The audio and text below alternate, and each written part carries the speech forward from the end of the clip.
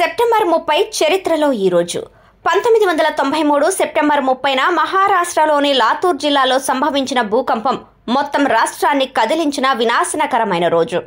ఈ భూకంపం భారత ఉపఖండంలోని అత్యంత ఘోరమైన భూకంపాలలో ఒకటిగా పరిగణించబడుతుంది. లాతూర్లో భూకంప తీవ్రత రిక్టర్ స్కేలుపై 6.2గా నమోదైంది. తెల్లవారుజామున 4 గంటల ప్రాంతంలో ఈ భూకంపం సంభవించింది. ఆ సమయంలో చాలా మంది ఇళ్లల్లో నిద్రిస్తున్నారు. భూకంపం చాలా బలంగా ఉంది. ప్రజలు కోలుకునే అవకాశం లేదు. ఇంకా కొద్దిసేపటికే వారి ఇళ్లు పేకముక్కల్లా కూలిపోయాయి. ప్రభుత్వ రికార్డుల ప్రకారం ఈ భూకంపం వల్ల దాదాపు 10,000 మంది మరణించారు. వేలాది మంది గాయపడగా లక్షలాది మంది నిరాశ్రయులయ్యారు. ఆ ప్రాంతంలోని దాదాపు 52 గ్రామాలు పూర్తిగా ధ్వంసమయ్యాయి. 40 సెకండ్ల పాటు సంభవించిన భూకంపం కారణంగా 30,000 మందికి పైగా గాయపడ్డారు. ఈ భూకంపం ధాటికి లాతూర్ మాత్రమే కాదు, చుట్టుపక్కల 12 జిల్లాల్లోని దాదాపు 2,11,000 ఇళ్లు కూలిపోయాయి. నగరంలోని ప్రతి ప్రాంతంలో విధ్వంసకర దృశ్యం కనిపించింది. భూకంపం కారణంగా భూమిలో పగుళ్లు ఏర్పడటంతో సహాయక చర్యలకు తీవ్ర ఇబ్బందులు ఎదురయ్యాయి.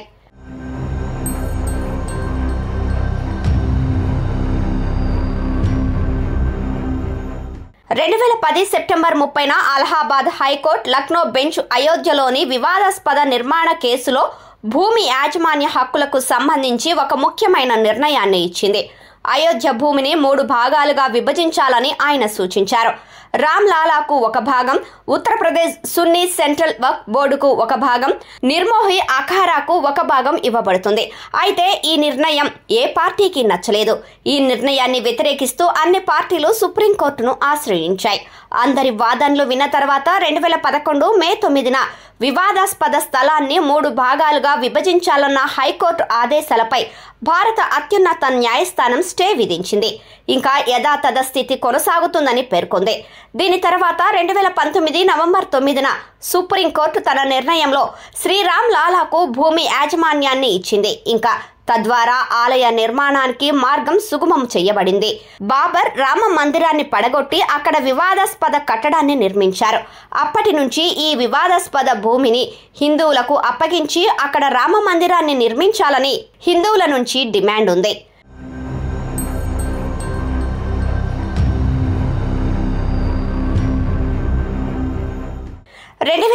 సెప్టెంబర్ 30న సీనియర్ కాంగ్రెస్ నాయకుడు మాధవరావు సింధియా మెయిన్పురిలో జరిగిన విమాన ప్రమాదంలో మరణించారు. మాధవరావు సింధియా ప్రయాణిస్తున్న ప్రైవేట్ విమానం మెయిన్పురిలో కూలిపోయింది. సింధియాతో పాటు మరో 6 మరణించారు. మాధవరావు సింధియా తన ప్రైవేట్ విమానంలో ఉత్తరప్రదేశ్లోని మెయిన్పురిలో ఒక సభలో ప్రసంగించేందుకు వెళ్తున్నారు. ఆయన వెంట జర్నలిస్టులు కూడా ఉన్నారు. ఆపై ఆయన విమానం మార్గం మధ్యలో కూలిపోయింది. విశేషం ఏంటంటే పార్టీ శ్రేణుల నుండి పైకి లేచి అప్పటి దేశ ప్రధాని అటల్ బిహారీ వాజ్పేయి మాధవరావు సింధియా భౌతిక కాయాన్ని తీసుకురావటానికి ప్రత్యేక విమానాన్ని పంపారు. మాధవరావు సింధియా భారతదేశం అత్యంత విజయవంతమైన రైల్వే మంత్రుల్లో ఒకరిగా పరిగణించబడతారు. ఆయన హయాంలో నడిచిన శతాబ్ది ఎక్స్ప్రెస్ రైళ్లు ఇప్పటికీ తమ ఉనికిని చాటుతున్నాయి.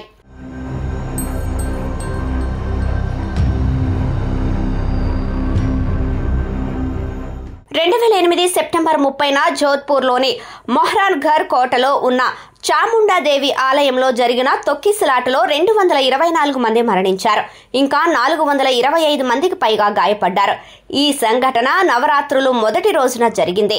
అమ్మవారి దర్శనం కోసం తొలి రోజు దాదాపు 25,000 మంది ఆలయానికి వచ్చారు. తెల్లవారుజామున ఆలయ తలుపులు తెరిచిన వెంటనే భక్తులు ఆలయంలోకి చేరుకున్నారు. దీని కారణంగా చాలా మంది ఆలయం సమీపంలో ఉన్న వాలుపై జారిపడి పడిపోయారు. ఆలయంలో అకస్మాత్తుగా తొక్కిసలాట జరగటంతో చాలా మంది నలిగి ఊపిరాడక చనిపోయారు. పురుషుల లైన్లో తొక్కిసలాట జరగటంతో మృతుల్లో ఎక్కువ మంది స్థానిక పురుషులు ఇంకా పిల్లలు ఉన్నారు. మహిళల లైను వేరు కాబట్టి వారు సురక్షితంగా ఉన్నారు.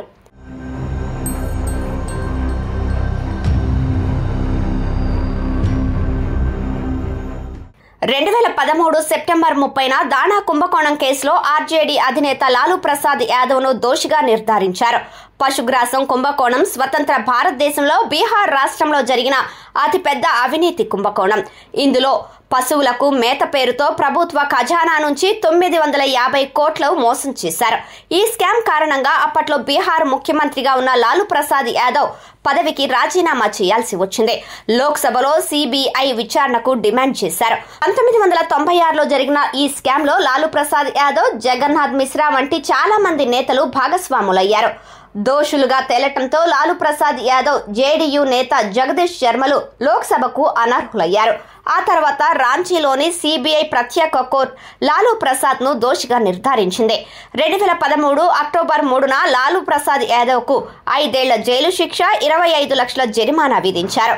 లాలూ ప్రసాద్ యాదవ్ అవినీతికి పాల్పడి 11 ఏళ్ల పాటు ఎన్నికల్లో పోటీ చేయటానికి అనర్హుడని ప్రకటించి భారత చరిత్రలో పార్లమెంట్ సభ్యత్వాన్ని కోల్పోయిన మొదటి లోక్సభ సభ్యుడిగా నిలిచారు.